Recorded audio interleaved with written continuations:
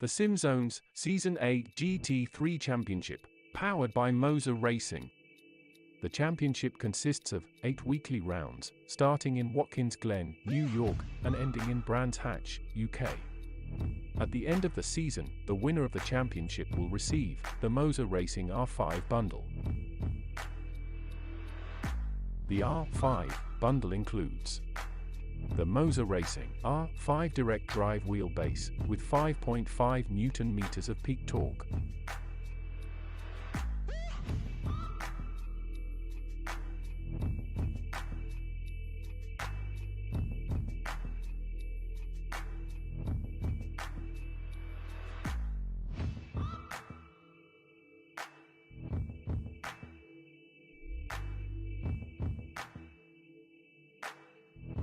The MOZA ES steering wheel with 22 programmable buttons.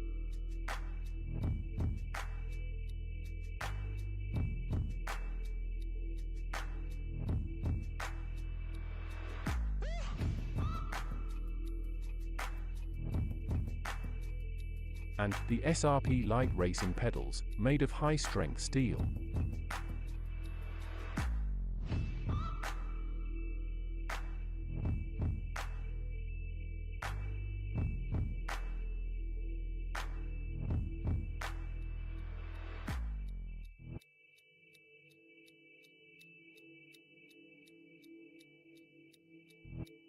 Founded by automotive engineers and sim racing drivers, MOZA is a leading innovator in camera stabilization systems and vehicle stability technology. MOZA Racing released their first sim racing product in 2021, and since then, there have been a variety of products for the pros and for home.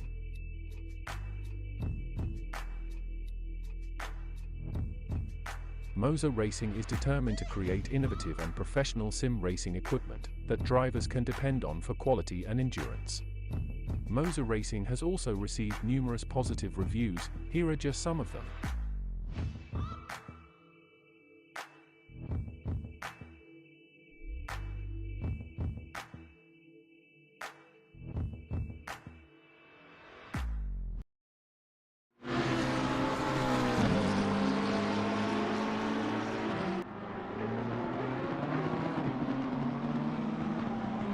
Evening, ladies and gentlemen, welcome back to the SimZone. We're here for the round 3 of the MOZA Racing GT3 Championship, and it's going to be a great one. We had Spa the other day for the IMV Raceway GT3 Championship as well, but we've got Spa again, and this time it's not optimum in qualifying, so times are definitely going to be slower, so we're not going to see those 2:15s that we had the other day.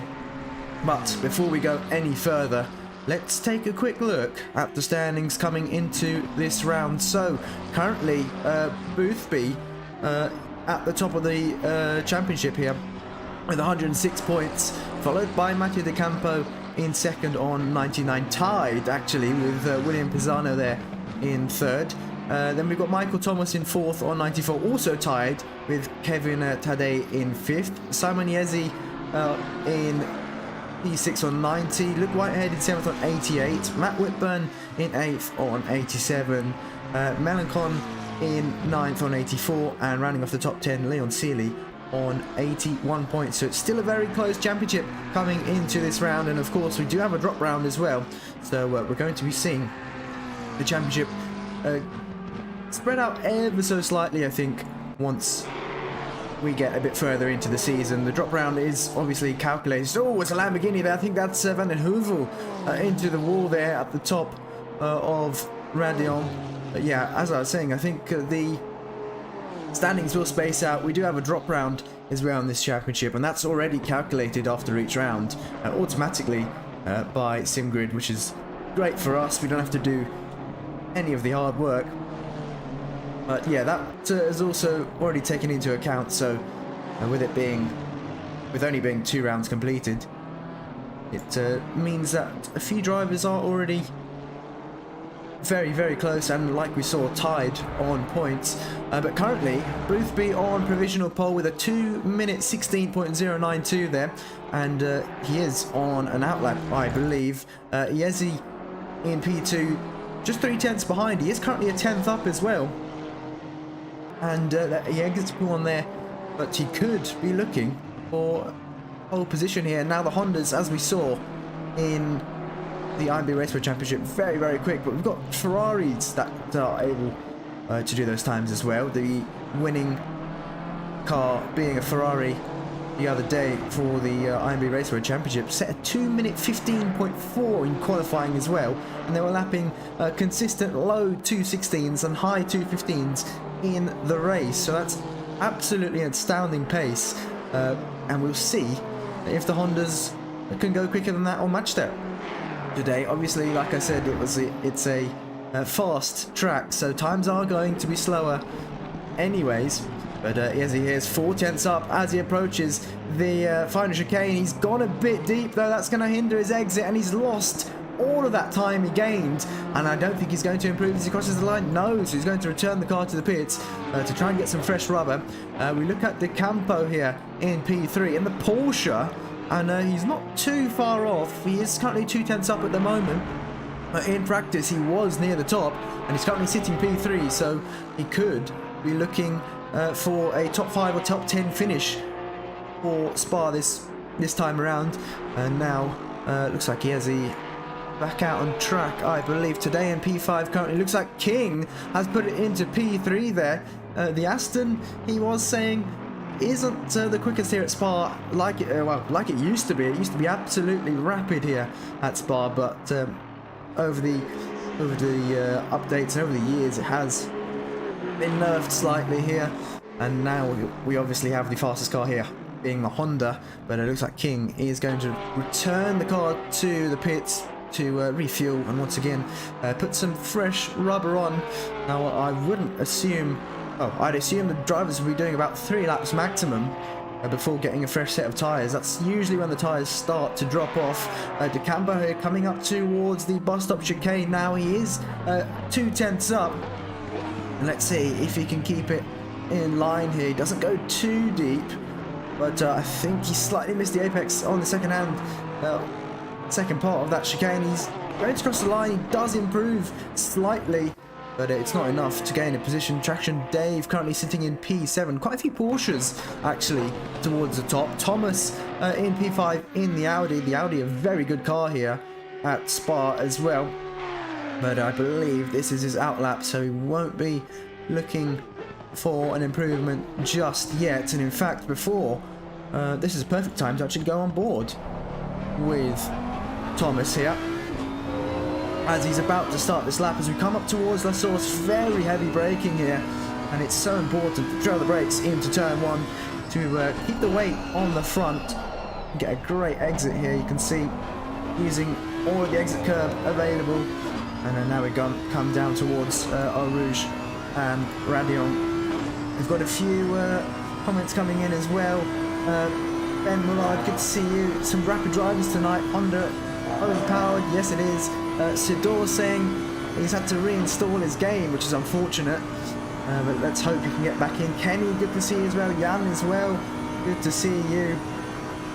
Busy playing his indoor football, doing training for that. But here we go, at the end of the Kemmel Straight, into another braking zone. We've seen a lot of overtakes happen here last time around, or last time we were at Spa. And Thomas using all of the track available. See, they're just letting the car coast a bit to scrub off some speed as we come into No Name now. And once again, using all the track available. He's on an invalid lap though, so he has cut the track somewhere. Possibly, I didn't quite see it while we were reading the comments. But as he goes through Porn, keeping it nice and tidy still. He's still going to try and get some heat into these tyres, or keep the heat in the tyres. He's already done his outlap. But it doesn't look like he's up for an improvement. Boothby is currently a 10th up, so he'll be looking to improve in this qualifying session. Yezi also a 10th up. King a 10th up. He's just started a lap pace. Currently in P3, his last lap being his best lap being a 2-minute 17.1, so he's on a hot lap now. We'll see what King can do here today. Currently a 10th up in this qualifying session. He's still got about another sector or two to go. So plenty of time to gain or time to be lost. We won't put the commentator's curse on him just yet. Chris Vining here exits the final corner. He's 2.9 seconds up. Where is this going to put him? He jumps up into P9 here. Still 1.9 seconds off, but it's a massive improvement there. He's managed to get a lap in, and that last lap being a 2 minute 17.812. Now the only driver, the only man to get into the 215s currently is Boothby at the top. A 215.8 on a fast track. Now just imagine what he'll be able to do on an optimum track. Like last time we had a 215.4 on optimum. That's only 2/10 off Boothby's time here, and once again we're on a fast track, so that is absolutely unbelievable pace there from Boothby, and obviously the Honda assisting with that as well. Today's 3/10 up here as we approach Blanchimont.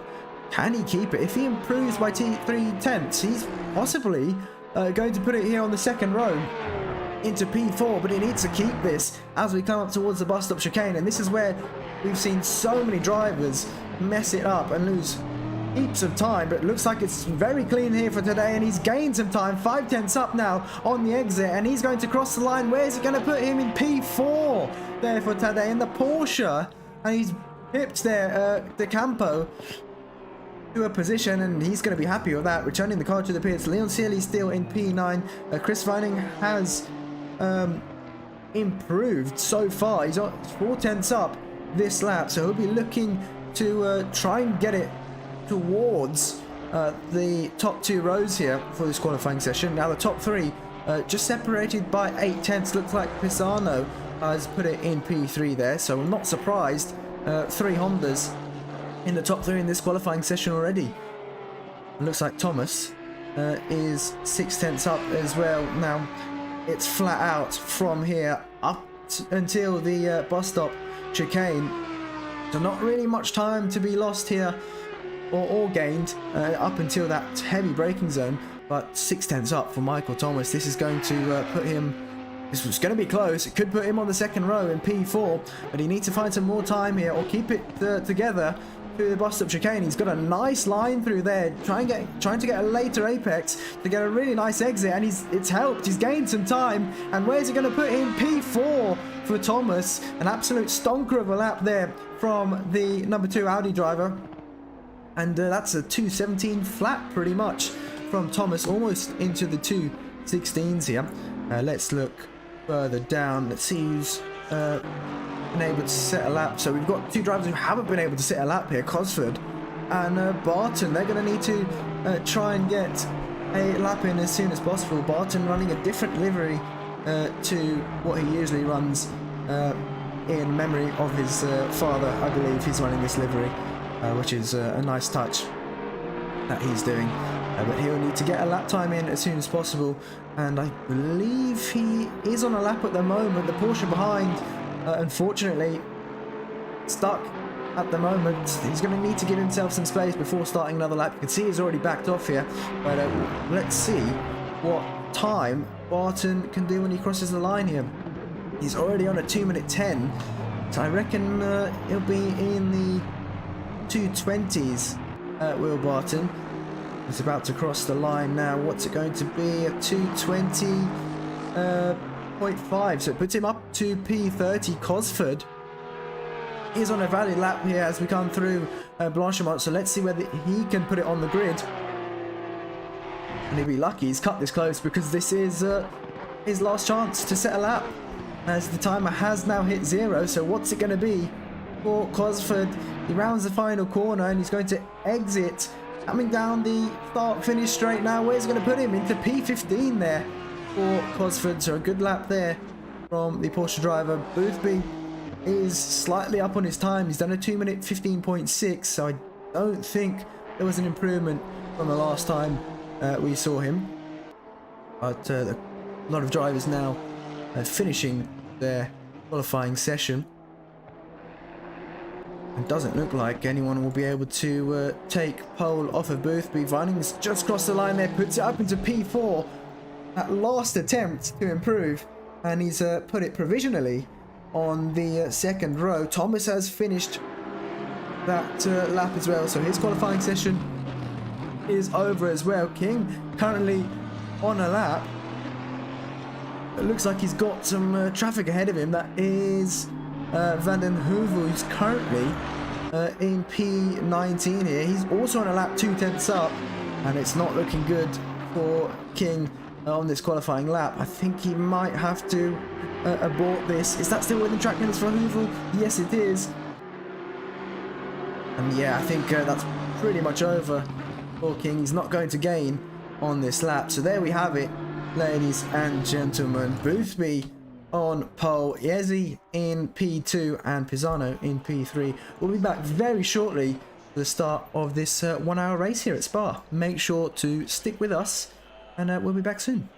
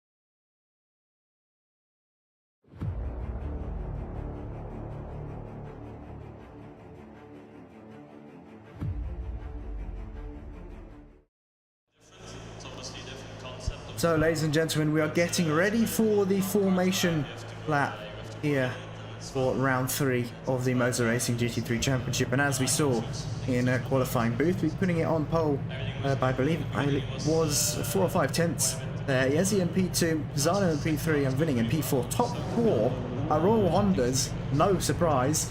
And they're going to have quite a tough battle towards the start now. Last time we were here at Spa, we had such a great start from the whole field, so let's hope the drivers here can do the exact same. Now, there's a lot more Porsches on the grid here in this championship than there is in the IMB Raceway Championship, so they're going to struggle on these straights, especially down that Kemmel straight. Now that's usually where we see a lot of the overtakes going on. And I think that's where they're going to struggle. And Sidor, as someone was asking in the comments, he is back, which is good to see, and he'll be starting from the back. He did have a qualifying ban anyways, so it's not going to affect him whether he joined late or not. But yeah, track is still fast, so there's not going to be as much grip as there was last time, and I think drivers are going to have to be careful, especially through Hooschii and Radion at the top. We have seen a few drivers go sideways, especially last time we were here. We saw, I believe it was Sidor and a Ferrari synchronized spinning in Hooschii, and no contact between them whatsoever. They just decided to have a bit of a break and end up in the wall, but they somehow bounced off, did a 360, and continued with the race like nothing happened. But no, they were very, very close, and they had some great battles going on. But here, let's see if we can continue that streak of great battles. Now, just looking down at P12, that's a Mercedes in a bit of a Porsche sandwich, and if they can get a good start, they're going to fly past these Porsches on the straights. The Mercedes so much quicker. Sealy and P10 in the Aston. We've got a few Astons here as well. Julius V's in P17, returning driver here up the SimZone in the BMW as well. One of the Whitburn drivers in P18 as well. Yeah, pretty much the top 20 filled with Hondas, Astons, Porsches, and then a couple outliers there as well. There you go, just on board with Boothby. You can hear him trying to get some heat into the tyres and into the brakes. There's a lot of fast corners and a lot of straights here where the brakes and tyres are going to cool down quite a bit. Track degrees not too cold either, neither is the ambient. We do have a bit of wind as well. We are going to see the drivers lining up side by side very shortly. And of course we do have a pit stop in this race as well, which will just bring up now. There we go.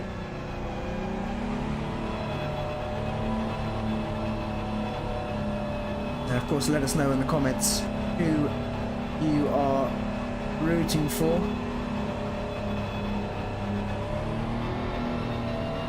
GT Jamie, good to see you in the comments. He says my body is ready for this. I don't think mine is, even after last time we were at Spa. And CJ in the comments saying that Honda of Boothby looks so disgusting, it's amazing. Well, I think that's what he was hoping for while creating this livery. But here we go, we see the drivers lining up side by side now, getting ready for the race start. Now obviously the race start here is different to the finish line. Here we start on the exit of turn 1, coming down towards Eau Rouge, but the finish line is on the exit of the bus stop chicane.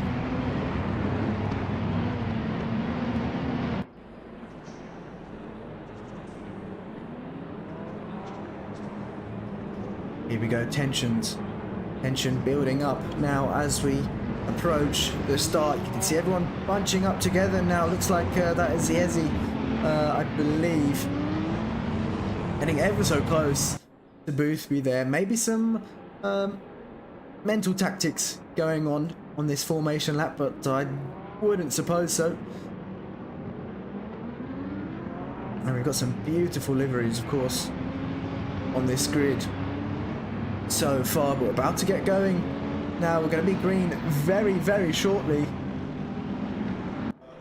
And also Curtin, once again, currently in P19 in this race. He had an amazing battle last time we were at Spa, but before we talk about that, we are green here, and a great start there from Yezi. He's going to take P1, coming up to Eau Rouge. Looks like Boothby's been sleeping on the start here. He's going to get passed by Pisano as well, almost. A few drivers having to cut at the top of Radion. Then we've got a Porsche off, looks to be Kevin Tadei, and he has lost the car. That's so unfortunate. I don't think there was any contact, but he's going to drop right down the order now, and Looks like he's okay because he's kept it going, but Boothby losing the race lead there. We've got another Honda off. I believe that is Vining, sorry, off there, having to take the escape road.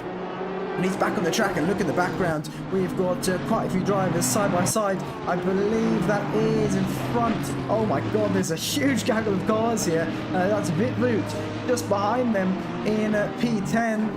Borman in P9. Looking down the inside there of Giovanni in the Mercedes. Has run slightly wide here. That's going to allow Vitvoot down the inside, but I don't think he's going to have enough of an overlap to go for that move. No, he's had to back out. And there we go. He hasn't been able to get that move done, so Giovanni holds on to this position.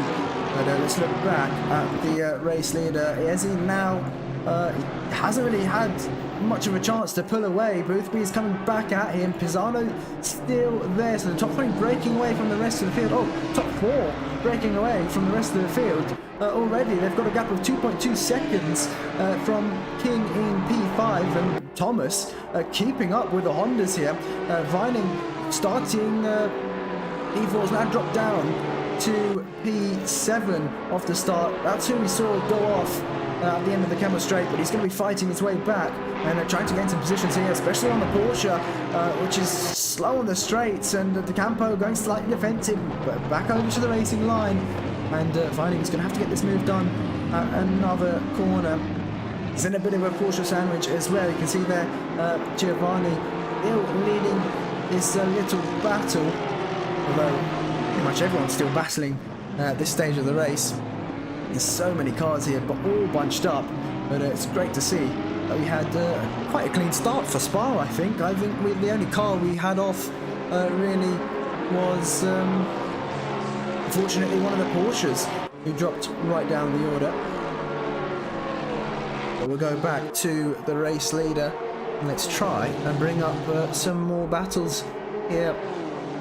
It's so difficult to decide who to look at in this race, and it's always the case here at the SimZone. The amount of battles we have is absolutely unreal, and in fact I think we're going to have to go on board with Pisano. He's got a great view of this battle. Thomas slightly dropping off now there in P4. He's a second back to Pisano, but I think if these 3 continue to battle this hard, Thomas is going to be right up the back of them once again.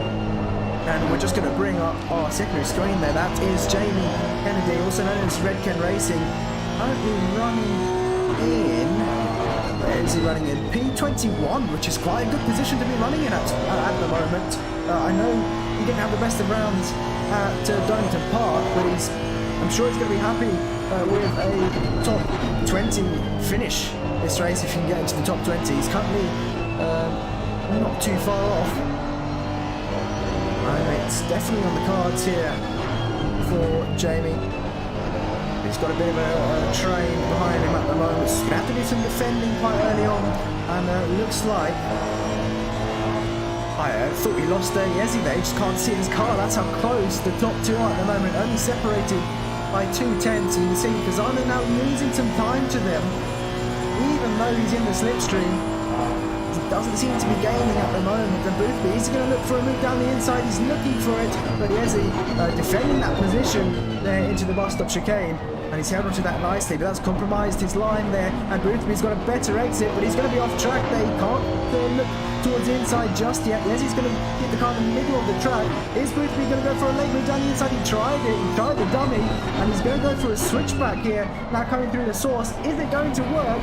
Is it going to be enough? They are side by side now. Bit of door running between the 2, and could this be it for Boothby? This could be his chance to gain P1 in this race after a bad start. They're going to be side by side coming through a Rouge and leaving each other enough room there.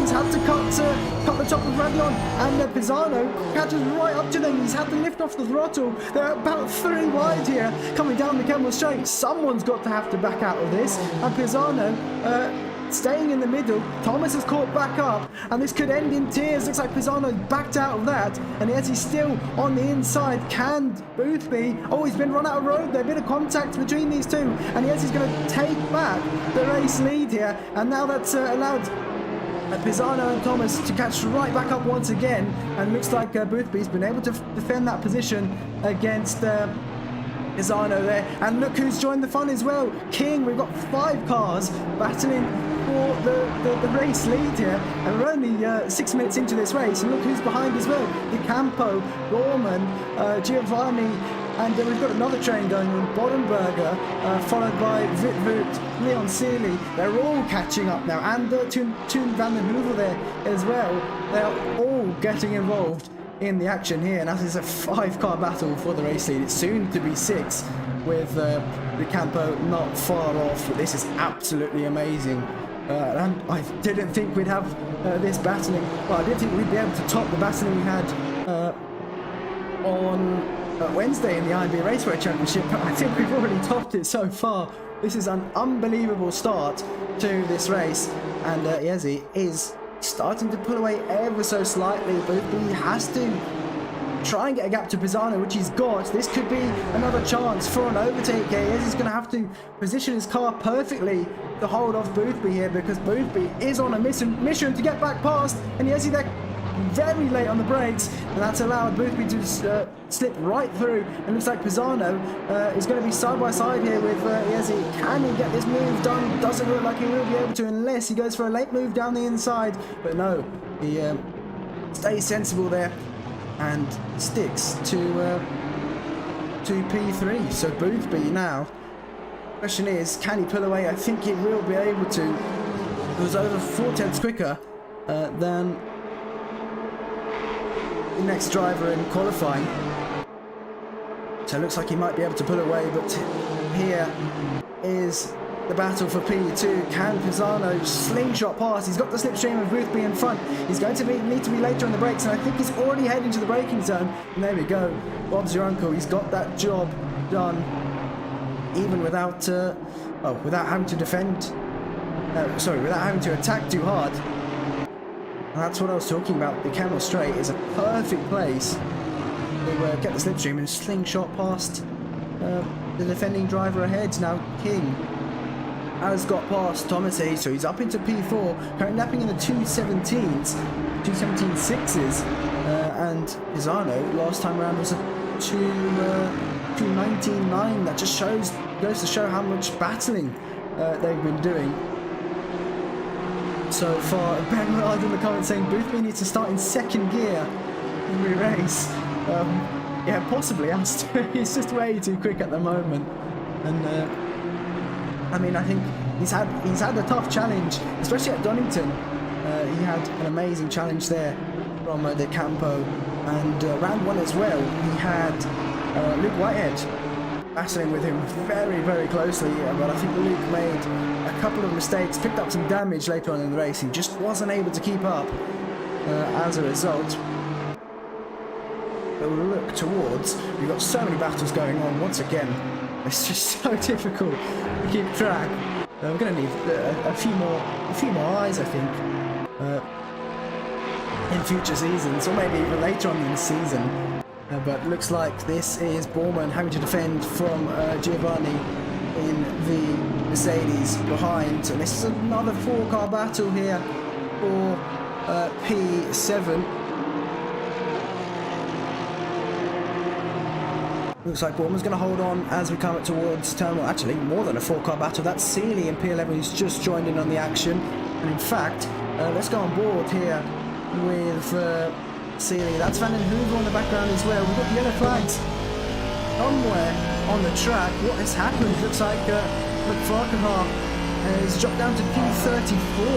So something's happened there.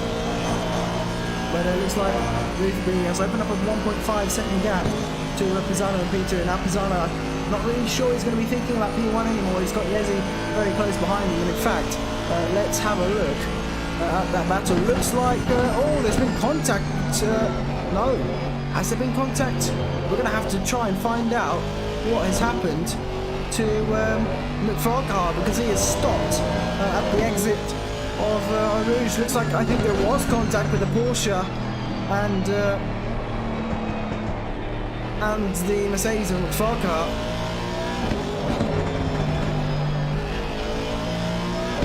We'll see if we can catch that in just a bit. We're still on board here with Seeley. Yellow flag still out on track.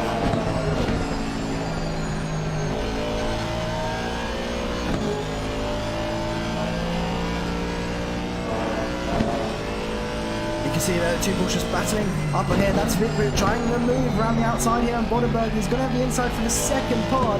And Bonenberger hold it around the outside. Doesn't look like he'll be able to there. Off the track ever so slightly, and Vitbrit around the outside. What a move there from that Porsche, and he's got that job done. And we've got quite a few Porsches here. The Campo in P6, Borman in P8, Whitby in P9, Bonenberger in P10. But as a result of them battling, Sealy has caught right up here, and he's going to be in the slipstream as well. We've still got yellow flags, so they're still stopped there for some reason, which isn't great. But really looking towards the inside, he's going to be later on the brakes. Is he going to go for this move? I think he is. Bonenberger later on the brakes though. I think he let off the brake ever so slightly to just be able to keep onto that position, and holds on for now. Sealy on a charge here in the SOP livery. It's a lovely livery from SOP, of course. You can see the Aston spitting flames on downshift, and he's going to need to get a good exit out of La Source, because it's pretty much flat out for most cars, all the way down towards the end of the camera straight. You can see he's already lost a bit of time as a Sealy, and he's almost lost the car. They're running ever so slightly wide. We've also got that battle going on for P3. Pisano now losing another half a second to Boothby, and he's got he's very, very close behind him. He's separated by just half a second. King not far behind as well. Thomas has slightly dropped off now, currently running in P5. Borman, this is the battle we're currently watching. Borman, slightly wide there for Giovanni. He's going to lose a position, and we're going to have to go trackside for this battle, because we've got the 2x2 here in 2 rows. Looks like Giovanni's going to have the inside for No Name. But can the Porsche hold around the outside? No. Bonenberger almost losing his position to Sealy. Now he's going to have to go defensive coming up towards Prime. Moves back over to the racing line there. And we've got some great battling going on so far. It's definitely difficult to see, to try and decide who to watch. Looks like Tadej and Farquhar were the ones who had a bit of a collision. In fact, we're going to get a replay up very shortly to see exactly what happened between them. And just bear with me, it is me on my own, so it's going to take some time to bring up the replay as well. This is a great battle we've going on. This is pretty much the mid-pack battle. Well, actually, we've got a few mid-pack battles going on. We've still got Vining and Whitburn. Vining's dropped down to P14 now after starting P4 in the race. He's lost quite a few positions here, so maybe a few mistakes from Vining, but it's gonna have to he's gonna have to wait for the pit stops, I think, to get a few undercuts done. Looks like Van Hoorn on the back of Kennedy as well, but we'll stick to this battle for now while we try and bring up the replay. See exactly what happened. And look, Farquhar, he started in P30, and he's obviously picked up some serious damage somewhere.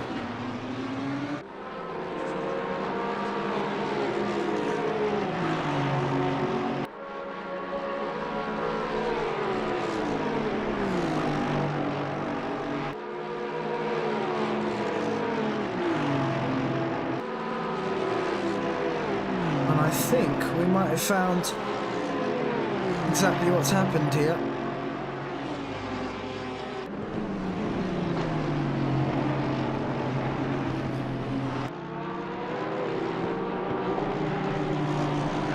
Okay, so it just looks like he actually pulled off to the side. He had a bit of damage previously, so it's not really a replay worth watching, but we still got this battle going on. Sealy being ever so patient here in the background. Looks like Giovanni going to try and move around the outside here on Vitbrit. Can he make it stick? No, he's not going to be able to, and now that allows Bonenberger for a look down the inside. Is he going to get this move done? He is, but Giovanni's going to try and hold it around the outside once more. Bit of door in between the two. Bit of wheel banging here, and Bonenberger has got that move done. Leon Sealy's going to try and slingshot past and capitalise on this, but Giovanni's going defensive, and looks like Sealy's going to have to back out of that move. And look who they've got behind him. Valden Heuvel is catching back up. He's still 2 seconds back. That last lap he was in the 2:19.3s. Whereas pretty much everyone in this battle is in the 2:20s and high 2:19s. So he is closing in ever so slightly. We're going to switch back to P3 though, who is... Yes, he's looking for a move here. King in the background as well, just waiting for these two to trip over each other. But it looks like they haven't made many mistakes so far. Boothby already riding off into the distance, 4 seconds in the lead. So I think unless he makes a huge error... Commentator's curse, commentator's curse. Let's hope it doesn't happen. But unless he makes a huge error, yeah, I don't think these three will be able to catch up to him. And now we know how strong the commentator's curse here is here at the SimZone. Thomas in P5 is well aware, he's a victim to it. It was last time out at Donington Park. As soon as we switched over to him, and as soon as we started talking good about him, something bad happened. So he's told me not to watch him too much, so we're going to try and avoid Thomas. We've seen him have some good battles so far, and luckily nothing's happened.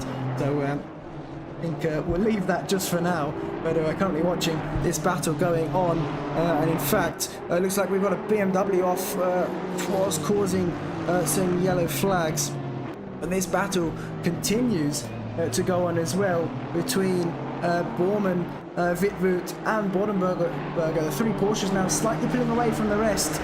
Giovanni dropping back, so De Campo with a huge gap to Bormann as well. He was involved in this battle earlier on, and now he's actually catching up to Thomas in P5, so he could be on for another position here. He's on a mission, is De Campo. He started in P6, so he's still where he qualified. He'll definitely be looking to gain some more positions here. Cascanova showing support for Red Pins Motorsport. Play start in the comment saying, Ade aim. Yeah, I know he's facing in the wall, unfortunately. Thought saying easy with the commentator's curse. I know. Someone needs to find me a 4-leaf clover as soon as possible.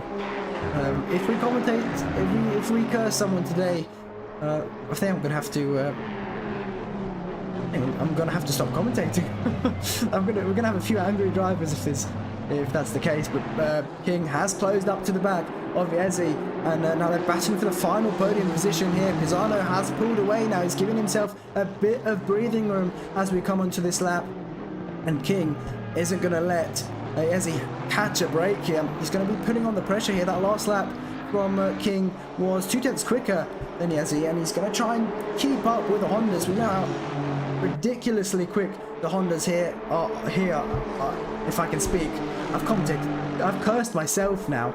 You know how quick the Hondas are at Spa.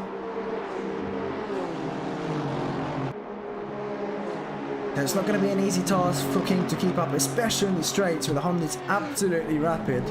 And you can see there, that's Wittvoet losing a bit of time now to Bormann, so that battle's slightly separated, and looks like we've still got Vining and Van den Heuvel now battling for position. They're side by side. In fact, let's bring this up. So they are side by side now. Oh, they were side by side. Looks like Vining's got that move done, so he moves up into P12, Van den Heuvel down into P13 here. Now, struggling in the Lamborghini. He was actually closing in on the drivers ahead of him, that being Sealy and Bodenberger, but he's dropped off quite a bit now, and he's losing time to Vining. So struggling with the Lamborghini ever so slightly. I mean, it's not a very popular car nowadays. I believe there are only 2 Lamborghinis are Kennedy's, currently running in P22 still, which is absolutely great, and Van den Heuvel, who's in P13. I believe those are the only 2 Lamborghinis in this championship. So yeah, not a car that is usually picked. But it looks like King closing in on Viezi here, and he's got the slipstream. Is it going to be enough for him to send it down the inside into the box stop? Looking towards the outside now is King. He's going to try and focus on the exit here, and you can see that Viezi taking a defensive line. He's got slightly deep here. King's going to go for a later apex. Is it going to be enough? Doesn't look like it is. And Aston, as we know, not the quickest out of the corners. especially compared to Honda. It does lack a bit, but King is really keeping on the pressure here. And as he's been in this position quite a few times, he's had to defend early on in this race as well against Boothby, so it's not going to be easy for King to get past whatsoever. And as a result, Pisano's pulling a gap lap after lap here, and King with a mistake there through Eau Rouge, and he's had to cut the top. Looks like we've got Curtin now in the pits for his mandatory pit stop, and the pit window has pretty much just recently opened here. Yes, it's only been open for about a minute or so. And while these two battle, we will skip down towards the battle for P15. Now Sidor, starting from the back, is already up into P16 here. You can see there in the background, that is Christian Oesch in the Ferrari. So we're going to have a three-eye battle here for P15. Bilotti in the Assetto Racing Team, Aston Martin, has got a bit of a gap to Sidor, so Sidor's not going to be able to get this move done just yet. But I mean, he's lapping so much quicker at the moment. He's lapping over a second quicker to Bilotti, and we can bring up, in fact, the sector times between these two, just to see where Sidor is actually gaining this time. So he gains a couple tenths in sector 1. Look at that, gains almost a second in sector 2, and the sector 3 times are pretty much even. But sector 2 is really where Sidor is gaining here, and he is going to make this move very, very shortly. I don't think Bilotti will be able to do much to fend off Sidor here. Obviously, Sidor being out of position, he started from the back of the grid. He's now making his way up the field. He made a bit of a mistake there, very deep onto the brakes. And that's lost him that time he had to Bilotti. He's just going to have to do that work over again. You see here, just into the braking zone, how much the Porsche is able to close up. And that's not the concertina effect. That is just how late Sidor can break into these corners with that Porsche.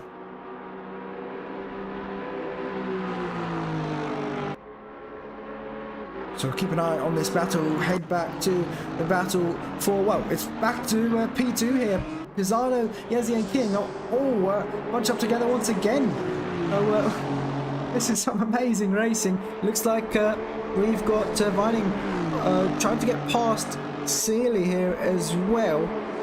Let's see if we can catch them in a second. Looks like one of the Audis now coming out of the pits. I believe it was... oh no, it's not Thomas. Thomas still on the track, so I can't remember who it was. So Vining hasn't got past Sealy just yet. In fact, let's quickly switch over to them. Can't find them on track at the moment. And here we go. Vining's going to have the slipstream coming down the Kemmel straights, and Sealy's going to have to go defensive if he wants to keep his position, as he does now. Vining's going to be on the outside. Sealy has got his car up ahead, so I don't think we'll have any problem with defending against Vining then. But look at this battle we've got going on, absolutely unbelievable. The three Porsches still battling together. Bormann still leading this train, followed by Bonenberger, then Vitvu, then Giovanni, and Sealy just on the tail end of this battle, and then followed by Vinning as well. So these two not too far off. If I were Vining, I'd oh, he's very slidey on the exit, but if I were Vining, I'd try to work together with Sealy to catch this pack up. Otherwise they'll be losing so much time lap after lap, unless Vining, of course, is that much quicker that he's able to get past, and he may as well be qualified in P4, which is much further up the grid. But we'll switch back to this battle. Looks like King has got past. Yes, we just missed that, and up into P3 he goes. Now he's going to have to go defensive because the Honda's going to have the slipstream here coming up towards the bus stop chicane. He looks towards the inside. Is he going to go for it? He is. A bit of contact. No, King's had to leave the door open. He's had to leave a bit of room there to avoid getting taken out by the Honda, but he's going to have the inside coming up towards La Source, and Yezi really trying to get this position back. He's trying to go for an immediate response, but don't think he's going to be able to. Almost tagging the back of King there, and sliding the rear end on the exit of La Source, but looks like King is going to hold on to that position. Can Yezi get back past as we come up towards Eau Rouge now? We're going to be down towards the Kemmel Straight as well. This is where the Honda is going to excel, and I think King's going to have to go defensive once more. And see here, he's going to pull towards the inside. Yes, he has to choose the outside line here. He's going to squeeze him to the outside, which he's allowed to do. But can he, as he try and hold it round the outside? Looks like he won't be able to. Got hooked on the curb there, and a huge bit of oversteer. Paul King is able to save that slide and hold on to that position. Great battling with these two. Bit of paintwork exchange, but that's just down to hard racing, in my opinion. King upper position now. It's going to hunt down Pisano in P2. And remember, we still these three still have to serve their mandatory pit stop, so we could see Ezzy pitting a bit earlier than these two in front to try and go for an undercut.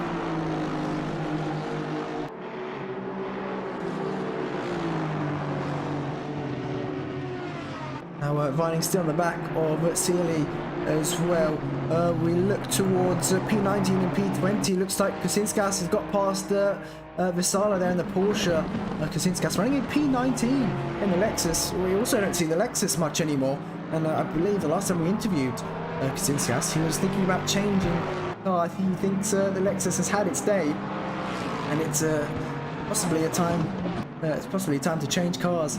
And track is now optimum. Of course, you can see how much rubber there is on the track, and that's where most of the grip is going to be. Well, we talked about grip and a bit of oversteer there for Kusinskas. We're not going to commentators curse him at all, so we'll skip over back to this battle for P10. And looks like that is Yezi into the pits. As I was saying, he could go for an undercut, which looks like he is what he's going to try. Giovanni on the back of Borman still. Looks like a few of the other Porsches. Wittvoet has served his mandatory pit stop, so he's down to P21. Currently, I believe, leading the battle of those who have served their stop. And Van Hoorn on the back of Pryor. Now let's try and remember which Pryor that is. That is Matt Pryor in the Audi. I believe Stuart Pryor isn't racing in this one, but Vining with a good exit there. But the rear end of that Honda does not look stable whatsoever. But there's no room there as Sealy defends this position. And now can Vining get past? He's going to have a great exit. Looks like that is... Oh, who's that? That's someone... I think that's Barton. There, he may have lost the car. Well, it looks like he did, but no, Vining not close enough to go for this move. Sealy doing a good job at defending, and if I were Vining, I'd pit as soon as possible. He's been stuck behind Sealy for such a long time, and this is a perfect opportunity for an undercut if I were Vining. He may pit this lap if he can't get past, of course, otherwise he'd be losing so much time. You can see Borman in front there. He's almost, well, he is exactly 3 seconds ahead now of these two. I think if Vining wants to stay close to Borman, he's going to have to pit now to get this undercut done. Otherwise, they'll be losing time lap after lap.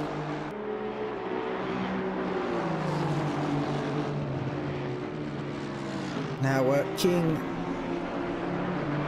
only a second and a half back to Pisano. Those two lapping similar pace. In fact, King, that last lap, was 7/10 quicker.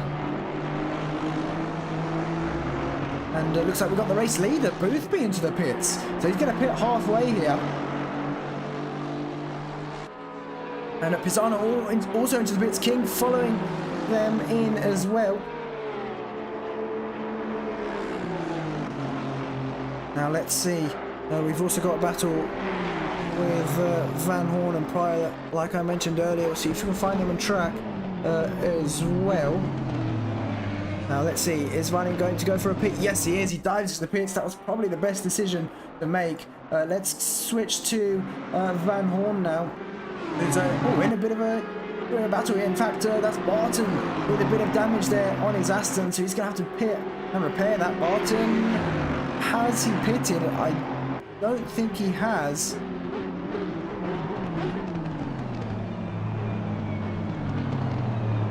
Not too sure, but Van Hoorn dives into the pits there. Pryor stays out on track. Actually, let's switch to to Barton. He's going to the pits now, so no, he has served his mandatory pit stop, and he's going to have to make another pit stop due to that damage. That's why Spa is so brutal. If you pick up any damage and you have to repair it, you have to go through that really long pit lane, and it just loses you so much time. We've got Ocean in the comments saying, go Julius, fight your way back up there. Julius is currently in P15, he's now into the pits. Wow, we've got so many people going into the pits all at once there. And we'll see a few of the drivers exiting the pits very shortly as well. We've got Giovanni and Vitboot neck and neck here. Once again, battling for position. These two have been inseparable since the start. They were in a very big train at the start, and well, they're still in a bit of a battle here. That's Boddenberger behind them as well. And oh, who's that jumping over the sausage curve there? Is that no, it was one of the Audis, I believe. Was it Hartfield maybe?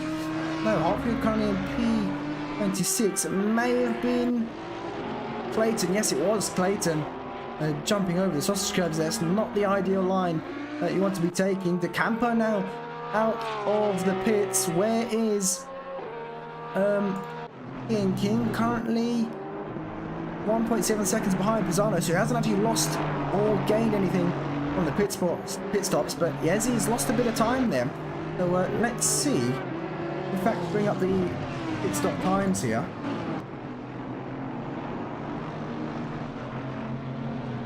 So you can see how long they've spent in the pit. So yeah, look at that. Yes, he's lost 3 seconds, well, 2.5 seconds in the pits there.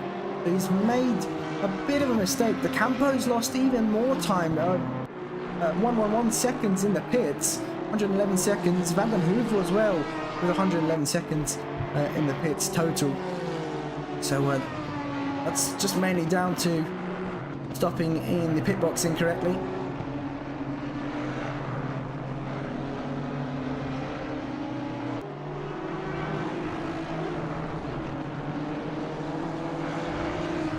Looks like Sealy, Sidor, Osh and Kasinskas all in the pit, so that just leaves Pryor, I believe.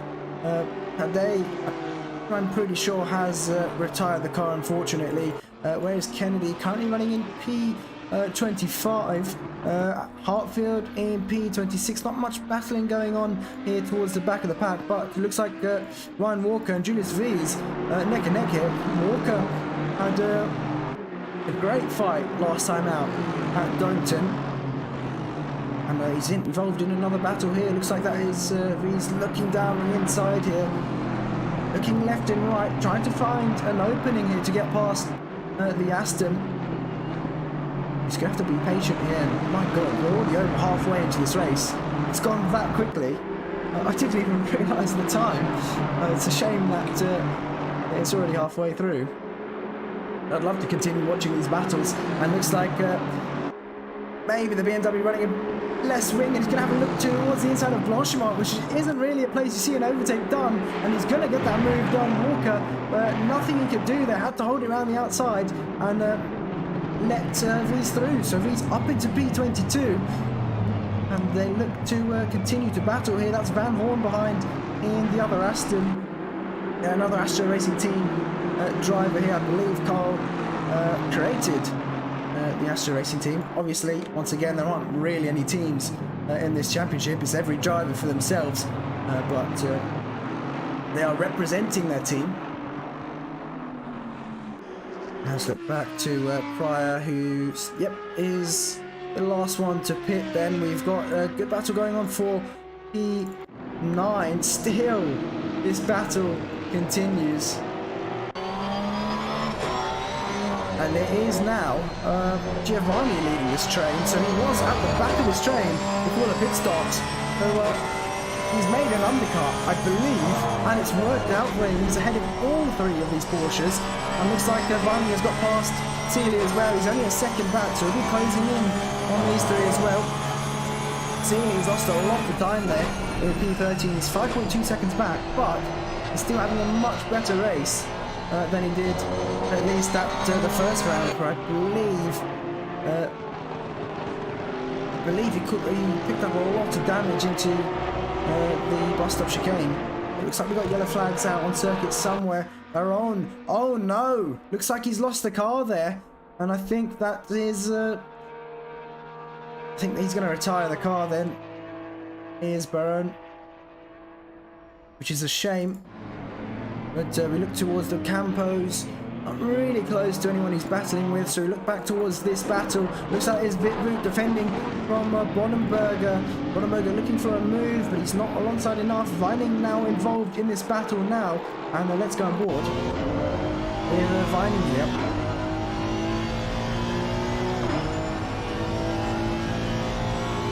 Got a lovely view of this battle up ahead, and we can't miss an opportunity to go on board with the Honda. Especially since there's so many of them in this championship already. It's going to be crucial for Vining, who's going to have the slipstream. You see sparks flying there from the Porsches up in front, completely flat for Rouge and Random. Now he's going to close in, and look at the closing speed now. It should... Oh, it's not actually that much. I thought it would have been more. I think maybe Vining running a bit more wing on the Honda than you'd expect. It's gone slightly deep there, avoiding the curb on the inside, taking the second one. I did expect the closing speed to be a bit more than that, since he wasn't close enough. It wasn't a extremely long straight like you have at Paul Ricard. He has definitely caught up, and that's allowing Giovanni, the Mercedes in front, to pull away as these three in front continue to battle.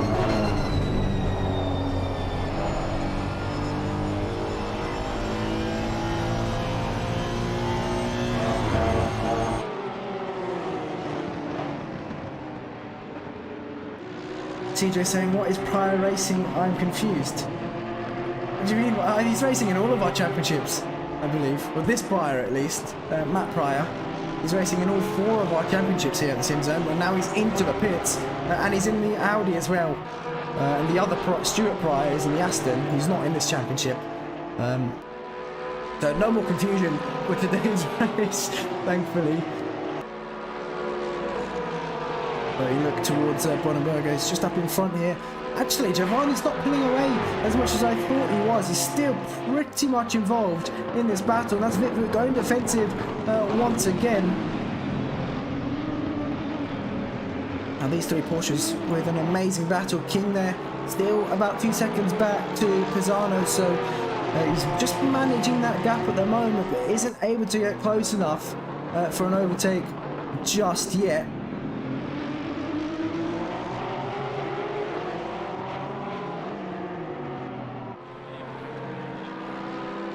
It looks like, yeah, Baron, who did lose the car through a Rouge, has retired.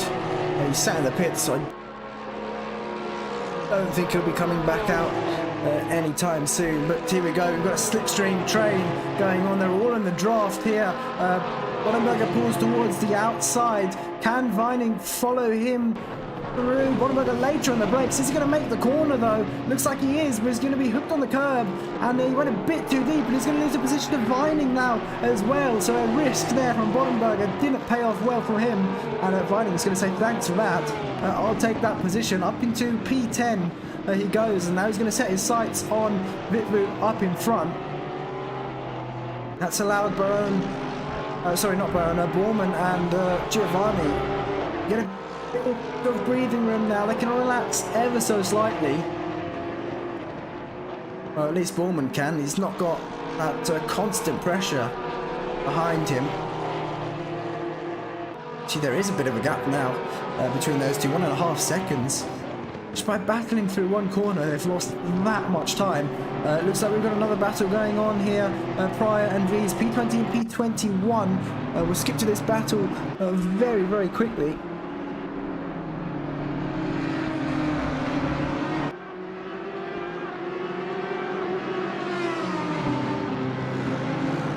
While we watch this battle, so it's Pryor leading this train, followed by V's. Looks like there's a back marker in between. I believe that's Clayton, who's in P29. if I'm not, yep, P29.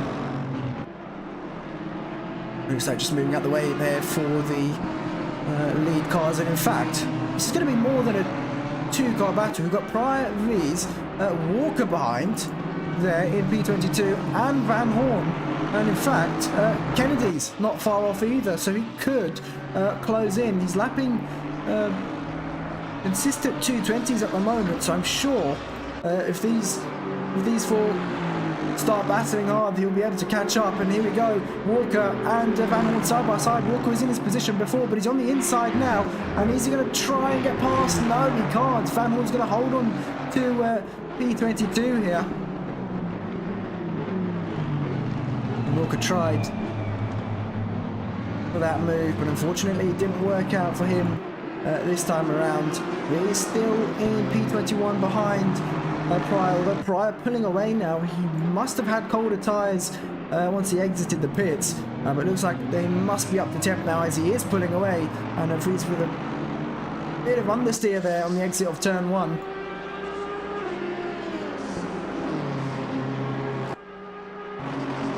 But where is Curtin? Curtin in P18. Now he had a non-stop battle with I can't remember who it was, but it was another. Oh, it was Matheson. That's who it was in the Aston last time out we were at Spa, and they were inseparable from the race start till the checkered flag. They were neck and neck even after the pit stops, which is absolutely great. But he's running a bit of a lonelier race this time around. Now they would have had the experience of Spa not long ago, so they'll be all warmed up from that, I guess. They wouldn't have had to do much more practice for this one. The track conditions are pretty similar as well. And looks like Sidor only a couple of tenths off of Van den Heuvel here. So Sidor started in, well, dead last, which was P35. And he's made up 20 positions since the start. That's the most we've got. Yeah, that's the most positions gained so far this race. So that's unbelievable. And I think for Sidor, he'd be wishing there were a few points for most positions gained. But who knows? Maybe we'll do, well, not points, but maybe we'll do an award at the end of the season for positions gained. He's going to look towards the inside very late in the brakes. Van den Heuvel on the grass ever so slightly. And what a move there from Sidor much later in the brakes. And he's got that done on the inside. He moves up into P14. So now that's another position gained there for Sidor.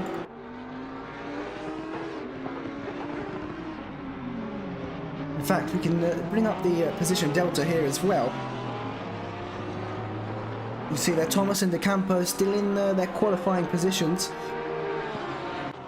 Let's look back towards this battle, P10. In fact, I think before we do this, we're going to have to look at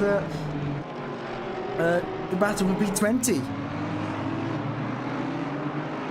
That's going on, so it's now almost a 4-car battle. It's Vries, Pryor, Van Hoorn, and then Walker. Kennedy is closing in on these guys, so he could definitely be in contention for a few more positions here. And looks like Vries is going to hold on. Pryor is going to have the slipstream here in the Audi. In fact, Vries has actually got back past Pryor, so that move has been made somewhere, because if I'm not mistaken, Pryor was ahead. And as a result, Van Hoorn and Walker have closed right in, right up to the back of these two. In fact, Walker's losing a bit of time now. He's not lapping as quick as these three ahead of him. And Van Hoorn very late on the brakes there. Mistake from Van Hoorn. He's on the marbles. That's going to give him less grip here. And it's going to be not so great for the next corner.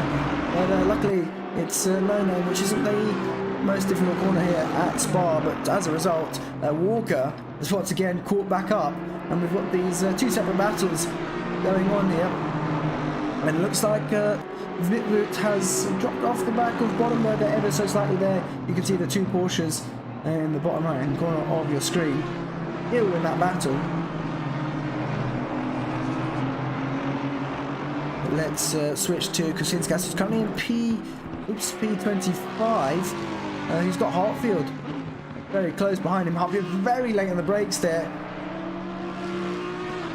Kaczynski is going to be eyeing up his mirrors more often now that he's got that Audi getting closer and closer. That last lap, well, their last lap's actually very similar. For Kaczynski it was a 220.595, and for Hartfield it was a 220.610. So very, very close lap times between these two. This is a very even match. It's great to see even battles further down the field here towards the end, still going on even after the pit stops. Let's look back towards Pryor and Van Hoorn. Vries is now pulled away, and it looks like Pryor is going to be thinking about defending instead of trying to catch up to Vries now. He's got a bit of a train behind him. Vries is absolutely pulling away. I think we'll see him riding off into the distance now. That's almost, what's that, 2 seconds nearly to Pryor. You just see how much he was being held back. He's, well, lapping 2 minute 19 flat, almost in the 2:18s, whereas Pryor, Van Hoorn and Walker are in the 2:20s, so second quicker at the moment. Van Hoorn there later on the brakes. Walker not close enough to capitalise on that mistake from Van Hoorn, and Pryor as a result has got a bit of breathing room here. We look towards Whitburn and Paul Whitburn's made a mistake. He looks like he's picked up some damage as well. That's through Paul, and he's got some heavy damage there. He's got the car going once again. Let's see exactly what happened to Whitburn. He's struggling to get the car going. I think it's got to be bent steering here for Whitburn. I think it's going really, really slow at the moment. Let's hope we can get a replay up of this. I'm not exactly sure what happened. Yeah, and he's going to lose a number of positions here. Pryor going past. Van Hoorn is going to get past as well. He moves out the way there. Sensible driving from Whitburn, but I think it's either been a collision or he's lost it himself. Which is unfortunate to see.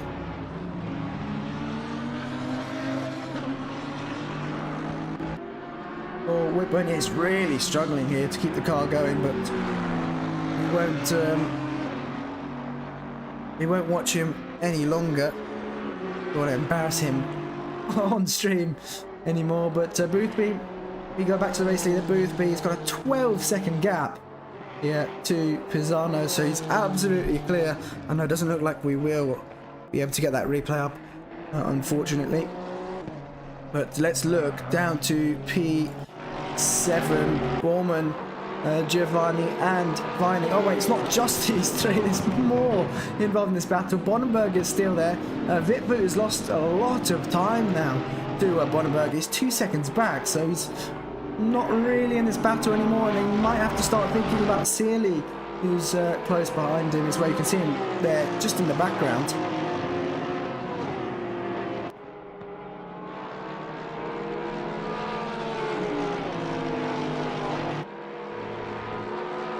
Ocean saying that Red Dragon has hit the 20. I believe that is Julius. Well, Julius is in P19 now, so a bit of an older comment I think that I may have missed. And looking at King in P3 as he is closing the gap. There's 1.2 seconds there between those two.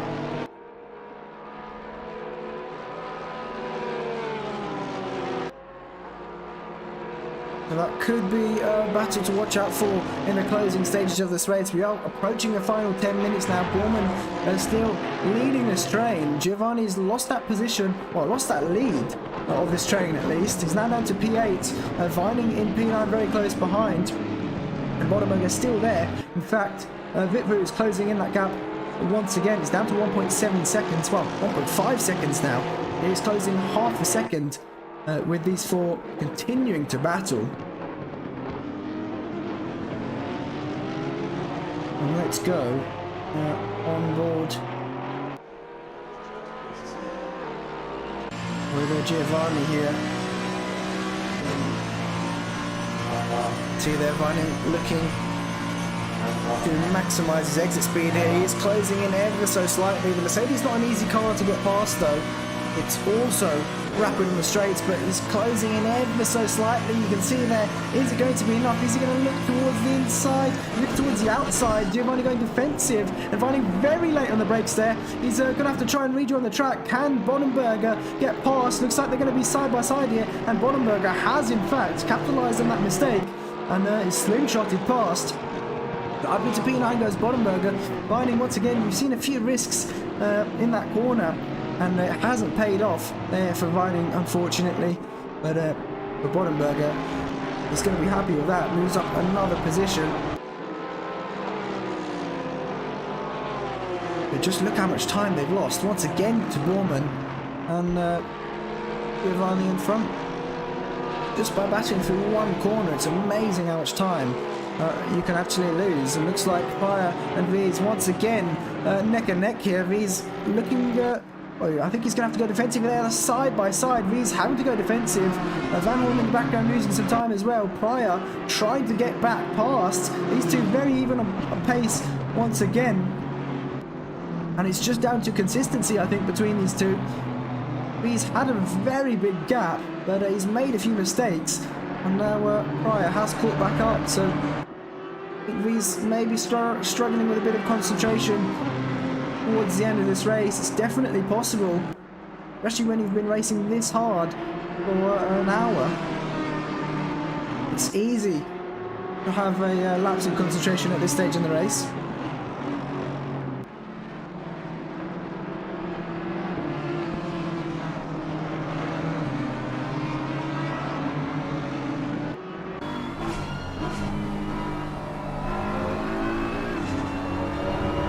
Looks like the gaps between Wittvoet, Vining and Bonenberger are all about a second.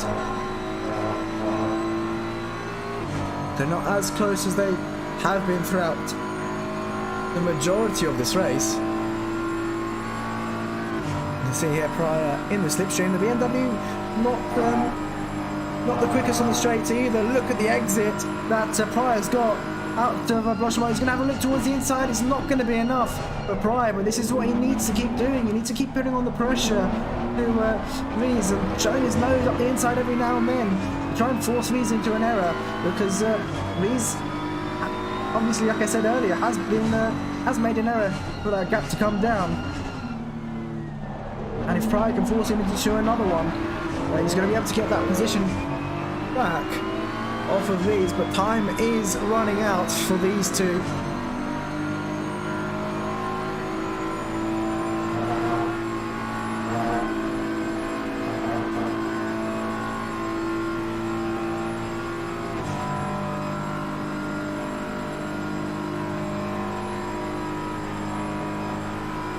You can see how much time there V's has gained through Rouge. That allowed him to now focus on the track ahead of him, but we switch back to this battle. It's non-stop between these four, these five, these six now. Once again, this is the battle that we want to be watching. Borman leading this, followed by Bonenberger, then Giovanni, then Vining, then Wittvoet, who's closed right back up, and then Sealy as well. So from P7 all the way down to P12, we've still got this battle going on.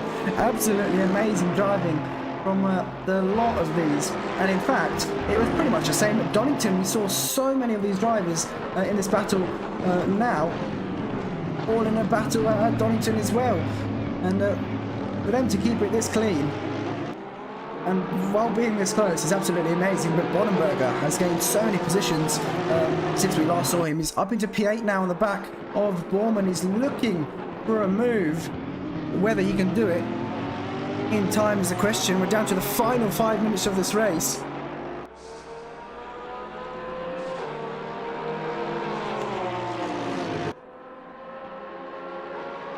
Last Matt, hey, good to see you. It's been a while. It's been a long time, Matt. Yeah, good to see you here once again. And Bonenberger looking for a move. Born going very defensive. We've got two separate battles going on here. Bonenberger looking towards the outside. Vining also on the outside of Giovanni. Bonenberger is going to have to back out of that, but Vining, oh, very low on the brakes. Has there been contact between the two? I think there was, and looks like Vining's going to lose a number of positions here, and that's not what you want to be happening on the final few laps here at Spa. That's a real shame here for Vining. And we're going to try and see exactly what happened between the two. Looks like we found what happened. We'll bring it up just now. Here we go. You can see here Vining got a great exit out of Rouge, and he pulls towards the outside. And he has the outside line. Giovanni's still on the inside here, and it just looks like chops off the nose there of Giovanni, and he loses the car. Unfortunately, that looks like to me it was a bit of a racing incident, but yeah, it's really unfortunate for Vining. He's down in P12 now, on the back of that train. Well, further back, he's 5.5 seconds back to Sealy, but this continues between these five, I believe it is. 1, 2, 3, 4. Yeah, these five. It was a 6-car battle, down to 5 cars now. But there's still a chance that Vining can catch up as long as the damage isn't too much. These 5 are still, actually, they're still lapping quite fast. 2:19s. They're lapping even while battling, and we also skip to the battle between King and Ezi. Let's bring that up on the second screen as well, because that is a very close battle in the final few laps here. Looks like King's gonna have to do some defending in these final few laps.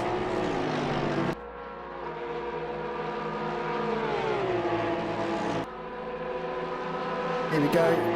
And it looks like Bonenberger trying this move once again. He's on the outside. You see that King on the right hand side of the screen. They keep out defending now, but Bonenberger, no, he's going to back out a bit once more. And I don't think that move's going to work. But Sealy trying it round the outside there. Oh, contact between Sealy and Vitmut. Those two have spun. Looks like driver's getting a bit too eager now, a bit too desperate for moves. And the final few laps of this race. But what a shame that those two came together. They both lost a lot of time. Sealy looks like he's come out ahead. But what a shame. Now we're having a look at Van Hoorn and Vries. There's no sign of Pryor. So Pryor's, in fact, let's see what has happened to Pryor. He's dropped down a number of positions. He's down to P25 now, and he was running around P20, P19. So he's made a huge error somewhere. And that's usually where we see most of the mistakes happening, is in the final few moments of the race, when drivers get maybe a bit too complacent or a bit too eager, try and go for a move. And that's where they end up throwing their race out the window, unfortunately. And Bonenberger is going to look towards the inside here into the bus stop chicane. He's later on the brakes. He's got his nose down the inside, and looks like a bit of contact between the two. Bonenberger is there, a bit more contact between the two, and as a result, Giovanni's going to try and get past. He's going to be on the outside, coming up towards the source. Bonenberger not happy with Borman, but it just looked like a bit of hard racing between the two, and they're actually 3 wide coming up towards that source. Giovanni's going to go for the switchback. Textbook move there. He's going to be alongside Bonenberger, and I think he's going to have that done here as we come down towards Rouge. Yeah, an absolute textbook move there from Giovanni. And he's got that one done. Now, can he get past Foreman here? He's going to try it. Is he going to have the straight line speed to do so? It looks like he is, and we've seen Bonenberger try on the outside, but can Giovanni do it with a bit more straight line speed, a bit of contact between the two? Giovanni's completely missed the corner there, so is Bormann, and can Bornenberger get past? No, it doesn't look like he will be able to, but he's got back past Giovanni there, and he slots back up into P8, so these three chopping and changing positions every corner, and we skip back to our race leader who's coming up towards the final few corners now. Boothby has didn't have the best start. He lost a couple of positions off the start, but made his way back up the field, and yeah, it's pulled away since, and it's going to be another win for Boothby as he rounds the final corner, and he's going to finish P1 here at round 3 of the MOZA Racing GT3 Championship. So Boothby consistent P1s here in this championship, and he's going to do a bit of showboating there, but I'm sure he's happy with that result. Pisano is going to cross the line in P2, a much better result after, I believe, a DNF last time out at Donington Park, and King is going to hold on there to P3. A wonderful drive from King, starting in P7. He made up 4 positions to finish on the podium, and Yezi, going to crash into the wall there in P4. Thomas in P5. De Campo, Thomas seems happy with that as well. De Campo in P6. Bormann is going to hold on here to P7 just about, and looks like Bordenberg is going to finish in P8, and Giovanni is going to finish in P9 as well. So what a battle between these three, and not just these three. We had Witroot in P10, who's actually going to hold on just about as well. Vining in P11 and Sealy in P12. But that's pretty much your top 10 of this race. Looks like Van den Heuvel side by side. He's going to get this move done on Bilotti, and he's going to hold on here. It looks like he's going to finish just ahead. And there we go. You can hear the fireworks there in the background as well. But what a race. That's your top 15 then of this race. But Boothby in P1, Pisano in P2. Looks like we've got a bit of a mother's meeting here. And Darren King in the pits in P3. But yeah, what a race we had. Stick with us because we're going to try and get some interviews in just a moment. But we'll be back very shortly.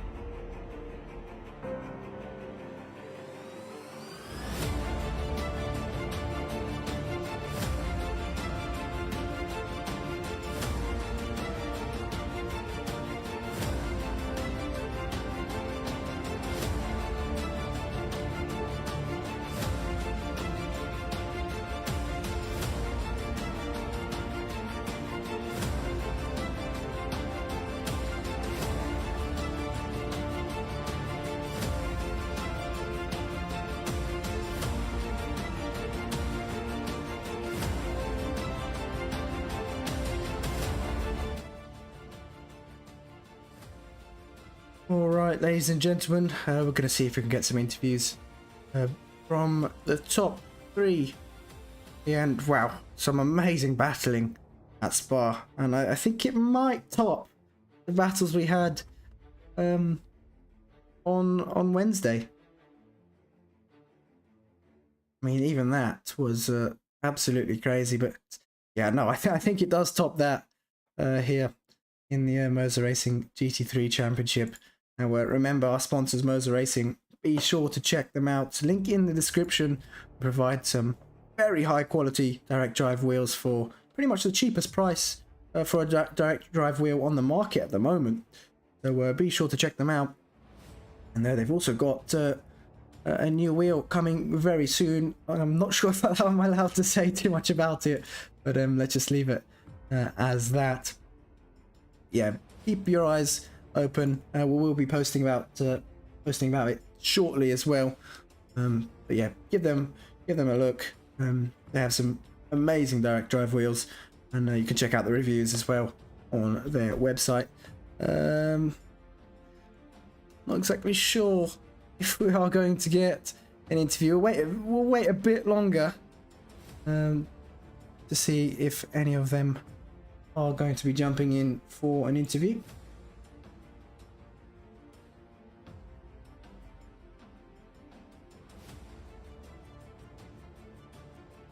Jan's saying in the comments, the best part about racing in Spa, you look so calm. Yeah, the interviews that going on in the background, of course.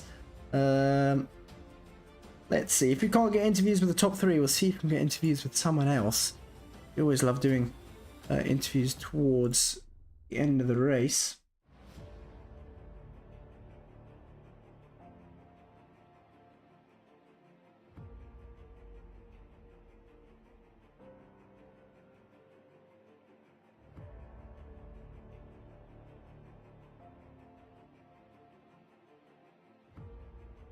Just bear with us. Make sure to stick around as well.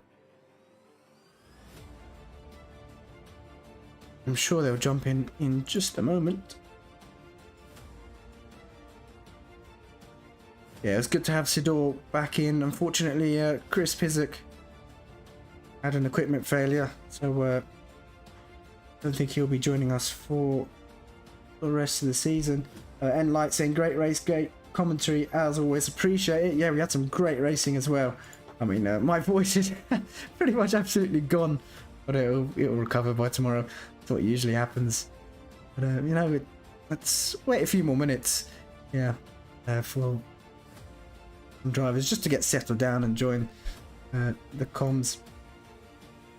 Yeah, if you were to vote for Driver of the Day, I know we don't have the voting up today. We will have it back up for next time, but let us know who you think your Driver of the Day is in the comments as well. Looks like we've got Darren here in, so we will give him an interview. Darren, what a race from you. Absolutely unbelievable. Managed to get a podium in the end from starting, I believe it was P7, so you made up 4 positions that race against Hondas as well, which I'm not sure if you expected that. But yeah, how are you feeling after that one? Good. I actually think I could have had P2, like I battled for P2, but I made a silly mistake. I turned my traction control off. But yeah, that was a super fun race. There was so much action in that race, the whole race. Yeah, yeah. And yeah, some good points. Obviously, there is a drop round in this championship as well. You finally got your new wheel, which is great to have. But looking towards next round, Zandvoort, how are you feeling about that track? Zandvoort and the Aston's really good there. Really good. I got a pretty good setup. I'm looking forward to that one, to be fair. Especially if you guys throw some rain in as well. Yep. Well, I mean, it's down to real weather, so you just got to pray to the weather gods, I think. But yeah. Well, yeah, I'll be doing the rain dance. Rain before dance. the race, Yep. But let's say the Porsches will be quick there for sure, and the Honda. But it'll be a little bit more balanced compared to Spa. So yeah, hopefully we can get in a mix and not just try and nick loads of slipstream, you know. Yeah, exactly. And obviously, Luke Whitehead wasn't here today, so I think if he's there as well in the Porsche, it's going to be another challenge. Yeah, for sure. It's going to be obviously, yeah, Yeah, I forgot Luke was racing this actually. Yeah. he's really quick there as well. So yeah, it's going to be good to see. Hopefully, we get a little bit of a mix of weather as well. Yep. That really does help the Aston. Yep. But let's see. Send me your PayPal detail, or I'll give you my PayPal details, and we'll sort that. We need to do that off stream. You know? But no, anyways, thanks for joining us, and amazing racing. We hope for another good result from you next round. Yeah, great stuff. See you soon, mate. See you next week. Take care. There we go. That was King there, also known as Darren, in the comms with us, finishing P3 in that race after starting P7. What an amazing race from him, in fact. And we've also got William Pisano here. Hello. Hello. Hello. How was that race from you? Finished in P2.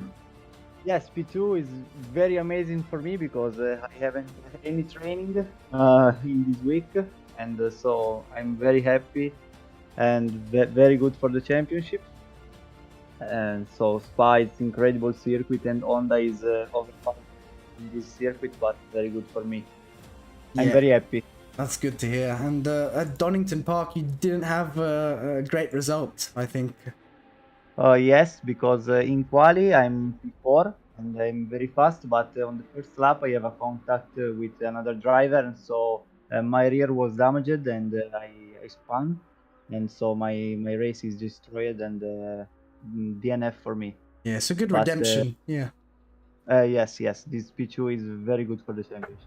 Yeah, and going into next round, with it being Zandvoort, how are you feeling about that track? Yes, I like a lot the track, and I hope that for another podium. Yep. So once again, congratulations, William, and we hope for another podium for you as well for next round. Thank you. So there we have it, ladies and gentlemen. Looks like George won't be joining us for an interview this time around, unfortunately. But thanks to everyone for watching. We will be live on Sunday once again for the PS5 GT3 Championship as well. We're going to be introducing some more different series of racing as well on Thursdays. Obviously, it won't be streamed, but it'll be on different sims for now, just to mix things up and not have it GT3 only, which is pretty much what Assetto Corsa Competizione is for. But yeah, we just want to mix things up. There's going to be some dirt rallies, going to be some GT7, maybe some Automobilista as well on the PC, but we'll have a look. If you're in our Discord, you will be notified on that as well. But once again, thank you everyone for watching, and good night.